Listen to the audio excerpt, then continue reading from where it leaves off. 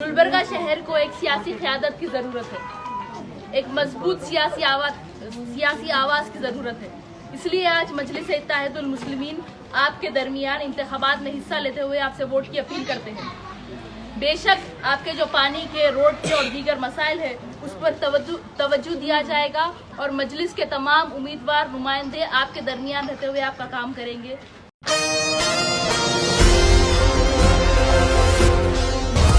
अस्सलामुअलैकुम मोअज़्ज़िज़ नाज़रीन, Asian TV news में आप तमाम का खैर मक़दम है। कर्नाटक गुलबर्गा में म्यूनिसिपल इलेक्शंस 2021 की तैयारियां बड़े ही जोरों शोरों से जारी है।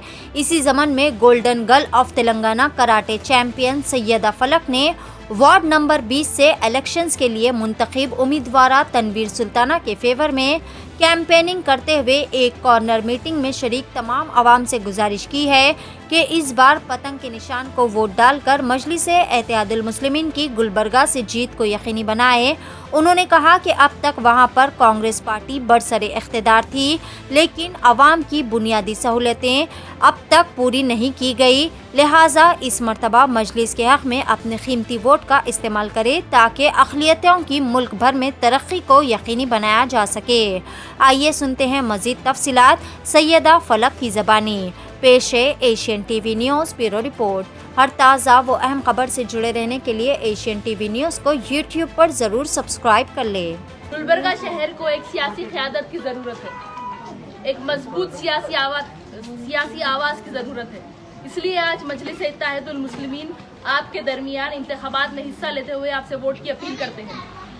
बेशक आपके जो पानी के, रोड के और दीगर मसाइल है उस पर तवज्जो दिया जाएगा और मजलिस के तमाम उम्मीदवार नुमाइंदे आपके दरमियान रहते हुए आपका काम करेंगे और उनके साथ में इलियास बागबान सेठ और अब्दुल रहीम मिर्ची साहब, असदुद्दीन अवैसी साहब की निगरानी में यहाँ काम करेंगे। अब तक आप लोगों ने कांग्रेस पार्टी का साथ दिया, बदले में आपको कुछ नहीं मिला।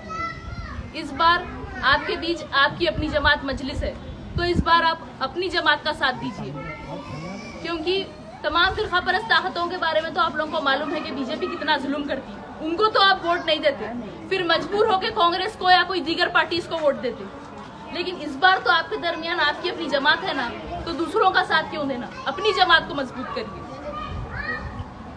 गुलाम नबी आजाद जो कांग्रेस के लीडर है, 48 ईयर्स से वो कांग्रेस में है। इतने साल वो कांग्रेस की गुलामी करने के बाद उनकी खुद की पार्टी वाले उनको बीजेपी के एजेंट बोल दिए। आजम खान साहब जो उत्तर प्रदेश से समाजवादी पार्टी के हैं, जब मुजफ्फरनगर में दंगे फसाद हुए वो कुछ नहीं बोल सके, क्योंकि उनकी पार्टी का वो हुक्म था, उनको कुछ नहीं बोल सके, खामोश रहे। मोहम्मद शहाबुद्दीन साहब बिहार से जो आरजेडी के लीडर थे, उनको जेल में डाल दिए। कोविड हो गया बोले, उसके बाद उनका इंतकाल हो गया, तो उनकी फैमिली को उनका जो है बॉडी नहीं दिए, उनको दफनाने नहीं दिए। और आपके खुद के शहर में खमरुल इस्लाम साहब के इंतकाल के बाद उनकी अहलिया को आप लोगों ने चुना, और आप सबको पता है कि वो किसके दबाव में है। पहले खमरुल इस्लाम साहब के घर से फैसले आते थे, अब उनके ऊपर कांग्रेस पार्टी का दबाव है, वो खुद से फैसले नहीं कर सकते। तो आप लोगों को ये बात समझनी चाहिए कि कोई भी पार्टी में मुस्लिम लीडर्स की कोई इज्जत नहीं है, जिल्लत के सिवा कुछ नहीं मिलता। एक रबर स्टैम्प की तरह यूज करते और सिर्फ गुलामी करना पड़ता। तो आप लोग को यह समझना चाहिए कि जब तक हमारे खुद के सियासी पार्टी, हमारे खुद का सियासी प्लेटफॉर्म और हमारे खुद के लीडर्स नहीं रहेंगे, तब तक हमारा कुछ होने वाला नहीं है। जब सीए और एनआरसी का बिल लाया गया तो जनाब असदुद्दीन ओवैसी साहब सबसे पहले पार्लियामेंट में उस बिल को फाड़ दिए। आर्टिकल 370 आया तो असदुद्दीन ओवैसी साहब उसे कंडेम किए। जब ट्रिपल तलाक का कानून लाया गया तो असदुद्दीन ओवैसी साहब ने उसे कंडेम किया और कांग्रेस खामोश रही।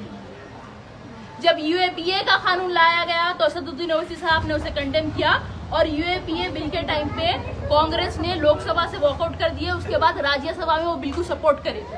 तो आप लोग वक्त के हालात को समझिए, मुत्तहिद हो जाइए, मुनज़्ज़म हो जाइए और एक इत्तेहाद पैदा करिए। सबसे पहले हमारे अपने अंदर के दुश्मन को पहचानना है, पहले अंदर के दुश्मन को खत्म करना है। अगर हम मुत्तहिद होकर पहले अंदर के दुश्मन को खत्म करेंगे तो हमारी ताकत में इजाफा होगा और फिर जब हम अपने खुलेआम दुश्मन जो है उनका मुकाबला कर सकते हैं। ये मत सोचिए कि ये बल्दिया इलेक्शन है, छोटा इलेक्शन है, नहीं। हैदराबाद में भी मजलिस की शुरुआत बल्दिया इलेक्शन से हुई थी। पहले मजलिस के कॉर्पोरेटर्स बने, एमएलए बने और अब एमपी बने। अल्हम्दुलिल्लाह मजलिस के नुमाइंदे सिर्फ हैदराबाद में ही नहीं, बिहार और महाराष्ट्र में भी है। और अगर इंशाल्लाह गुलबर्गा से मजलिस के कॉर्पोरेटर्स बनेंगे तो आगे जाकर इंशाल्लाह इलियास सेठ जो है कर्नाटका की विधानसभा में जाएंगे और हो सकता है कि यहाँ से कोई पार्लियामेंट में भी जाए। तो मेरी आप तमाम से गुलबर्गा की आवाम से अपील है कि आप लोग 3 सितंबर को घरों से निकलकर मजलिस के हक में वोट डालिए और मजलिस के हर उम्मीदवार को कामयाब करिए। वो कांग्रेस वाले कोई मैनिफेस्टो निकाले ना, वादे कर रहे कि ये करेंगे वो करेंगे। अरे भाई इतने साल से उन लोग ही थे ना, यहाँ पे उनका ही मेयर है, डेप्यूटी मेयर है, अब तक कुछ नहीं करे तो आगे जाके क्या करने वाले हैं।